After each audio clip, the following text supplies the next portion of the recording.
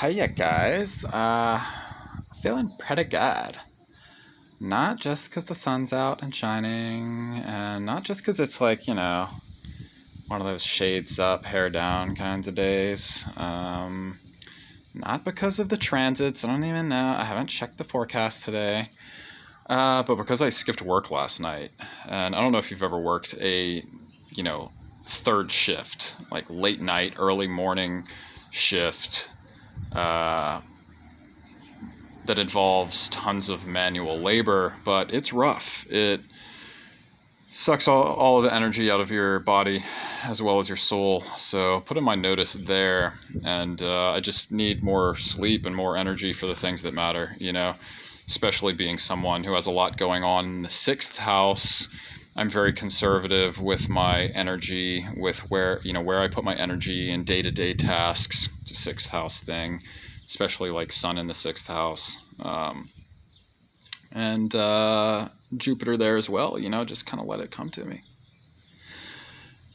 Anyway, so today an astrology video on a strange aspect. It's a weak aspect, one that you probably don't have in your chart, but you might.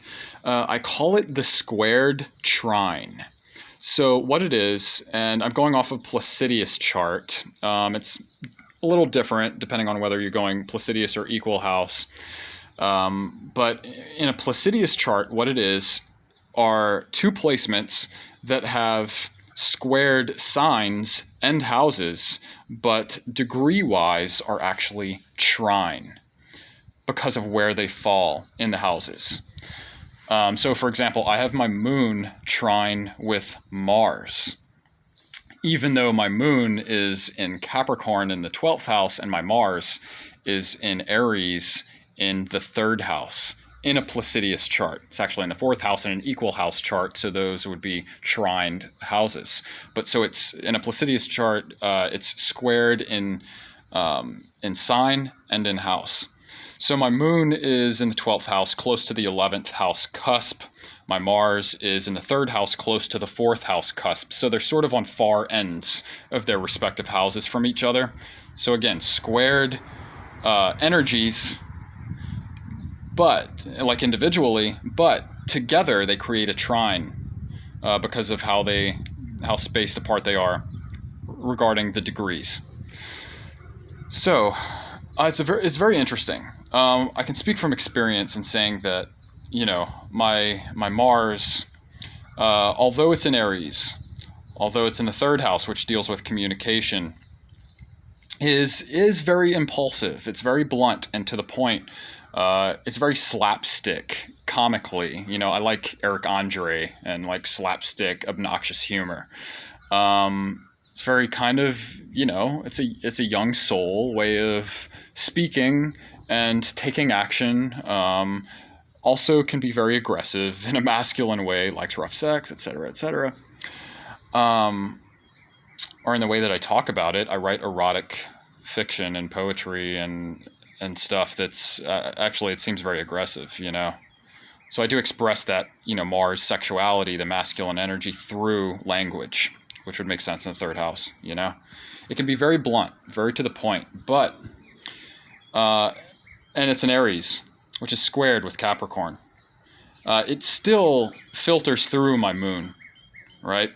I do think before I speak because moon in the 12th house in Capricorn, very sort of old soul, stoic, well thought out, logical, sort of has a plan, has a psychedelic and spiritual bent to it, being in the 3rd house.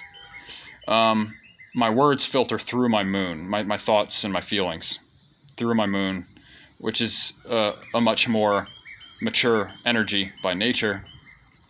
And then it's expressed often in a blunt and straightforward way through my Mars and Aries. So remember, we talk about the modalities. Signs of the same modality tend to serve the same roles in society. Cardinal signs are the leadership signs. They like to take control. They're action-oriented. They tend to be idea-oriented and creative.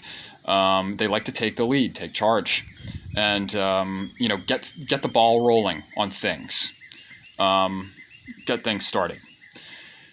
Fixed signs are the managers of existing structures. They get shit done. Mutables are very adaptable. They're the most adaptable. They can swing either way, depending on the structure that you give them. They have to be inspired and motivated. You have to really speak to the heart of a mutable sign. And when they feel comfortable, they can really do it all. And so squared signs are signs that are in the same modality but butt heads with regard to the style in which they express themselves. Capricorn is squared with Aries. They both want to take control. They both want to take charge and take the lead. They both want to put things into action. They're doers, and they're forward thinkers. But because they're squared, they have that butting of heads, that tension between them. And so they don't often see eye to eye, especially on the surface. But if you can get those two energies to work together and, kind of set aside their differences when they need to and focus on the things and the purposes and the tasks that they have in common, more power to you. And so what you get with this particular aspect, and it's a weak aspect, by the way, it has to be a weak aspect. Because a strong aspect would always be, a square in the same sign, in the same house, or in squared houses, in squared signs. You know what I mean? But this is a trine in squared signs and squared houses. So what you get are really the best of both worlds. You get two very different perspectives of playing the same role. Two very different ways of looking at things and styles of expressing themselves, because that's what signs are. They're your swag, your styles of expression. But you don't have the tension that often comes with a square aspect because they're in a trine. Remember, trine signs are in the same element but different modality, so they have something in common. They have the element in common. If they're earth signs, they're both down to earth. If they're water, they're both flowy. If they're fire, they're both fiery. If they're both air, then they're both airy. But they have different roles, so they know where they stand with each other. So what you have here in a squared trine are squared signs. They're very different. They play the same roles, but almost to the point that you would expect their ideas and their expressions to contradict one another and to really run into issues. But you don't feel that tension. You don't feel that squared, butting of heads tension within you between those two parts of yourself. And I certainly don't with my moon in Capricorn and my Mars in Aries. God, Capricorn and Aries just don't get along on the surface, but that provides great room for improvement and for really taking your thinking and your action to the next level, if you can get them to work together. So they have an aura and energy as if they are trined, And so if I present a claim or a conclusion to an argument without the argument itself to someone, and this is going to happen, because my words and how I express myself through language, through my Mars, is going to have been filtered through my moon already. Somebody might... hard for me to think of an example right now, but I often think in contradictory terms. But I have a way of explaining why those, say, two things are actually related and not so different. So I can present a claim that people are like, what the hell are you talking about? How are you, how are those two things even related? How could they both work together? What's the system,